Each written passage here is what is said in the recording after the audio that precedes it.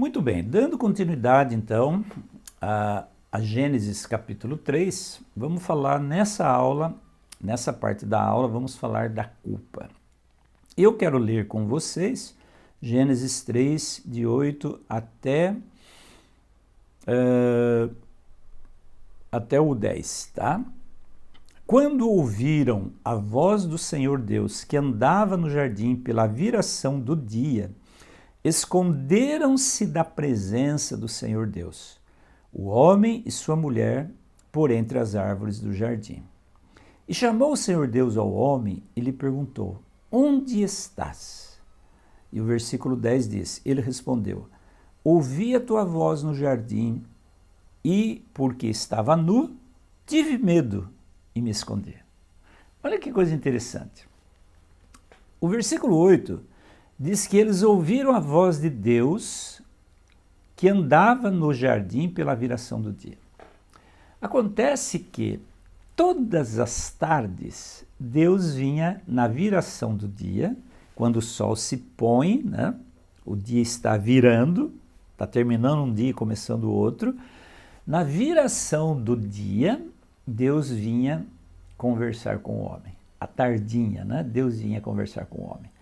E todas as vezes que Deus veio conversar com Adão e Eva, eles receberam o Senhor Deus com alegria, porque não tinham nada para esconder, porque a consciência estava tranquila, a consciência estava em paz. Eles não tinham feito nada errado, então era normal, aquilo era rotina no Jardim do Éden. À tardinha, Deus vinha conversar com Adão e Eva. Eu fico aqui imaginando, né? Qual era o teor dessas conversas que Deus entretinha com Adão e Eva? Por quê, gente? Porque eu imagino que eles ficassem assim, naquela expectativa maravilhosa. Deus vai vir hoje de novo, o Senhor virá hoje de novo conversar com a gente. Sabe aquela presença, aquela companhia super agradável, que eu vou aprender? Eu imagino Deus explicando para eles ali os segredos da natureza, Deus falando com eles a respeito do sol, da lua, das estrelas, dos astros, dos planetas, do universo como um todo, mas Deus também ensinando para eles segredos ali daquela criação que Deus tinha feito e tinha colocado eles como o príncipe e a princesa, a coroa da criação do Senhor.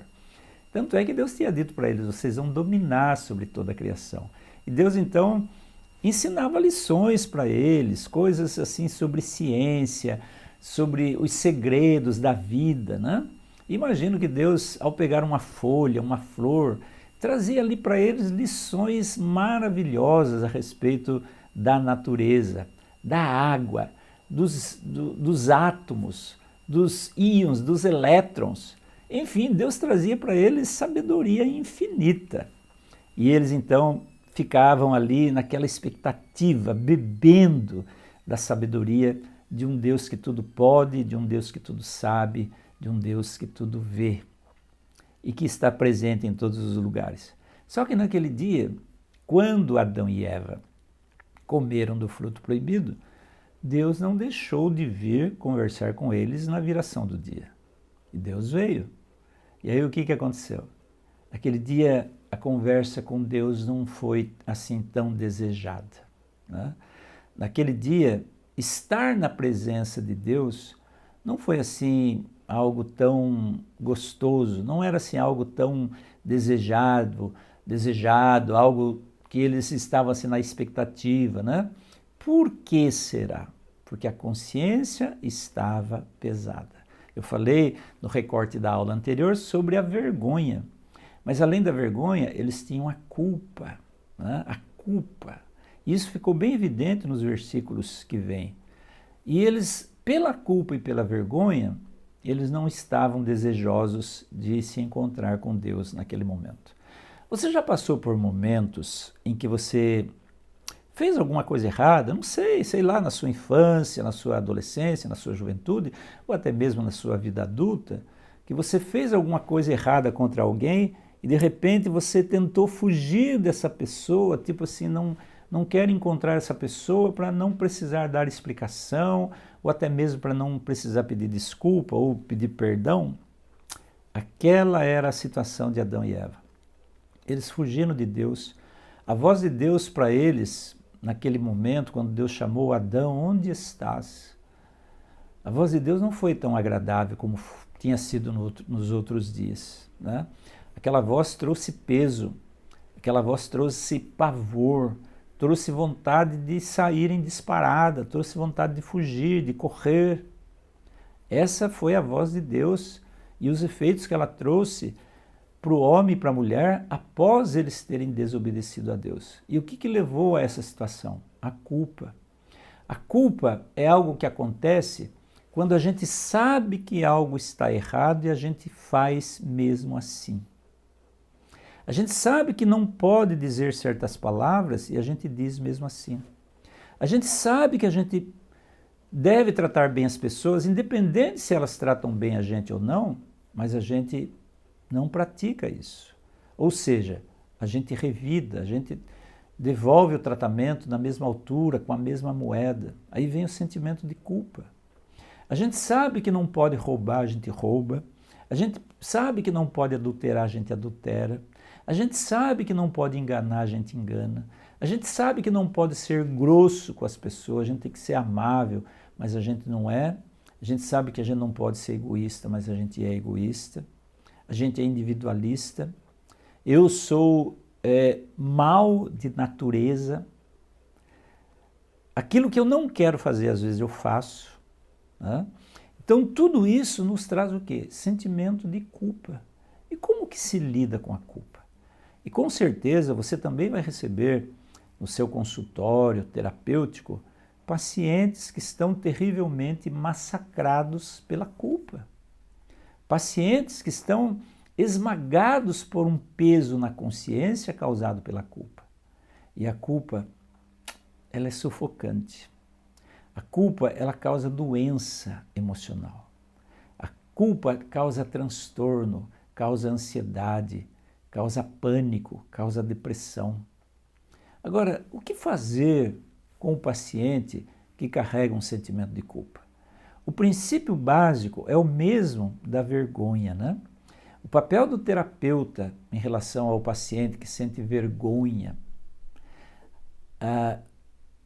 que não quer relatar algumas coisas, que omite alguns fatos, ou que até admite, mas fica vermelho de vergonha, baixa o olhar, até mesmo pede desculpas. O papel do terapeuta para lidar com a culpa é o mesmo. É sempre deixar claro para o paciente: fulano, fulana, eu não estou aqui para julgar você. Eu não estou aqui para condenar você. Eu estou aqui para te acolher. Eu estou aqui para estender a sua mão.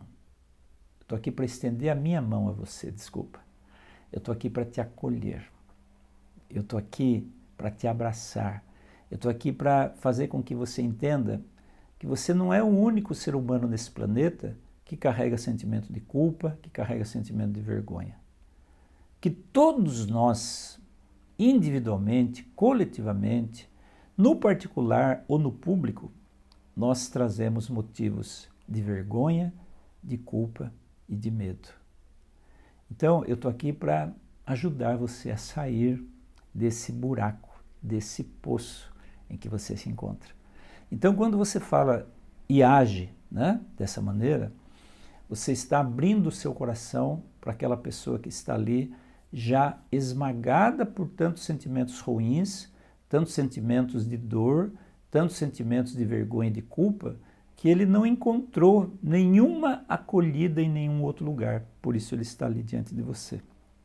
E é seu papel, é meu papel, abrir nossos braços e acolher essa pessoa, não só com palavras, mas com gestos de amor, gestos de bondade, gestos de não julgamento, gestos de acolhimento. É nosso papel dar essa segurança ao paciente, para que ele se sinta bem e possa desenvolver ainda mais confiança em nós, no nosso trabalho, e o tratamento possa então ter prosseguimento e possa ter sucesso. É assim que lidamos com o sentimento de vergonha e é assim que nós lidamos com o sentimento de culpa, tá bom? Então já já eu volto para falar um pouquinho do terceiro sentimento aí, que é o medo. Até já.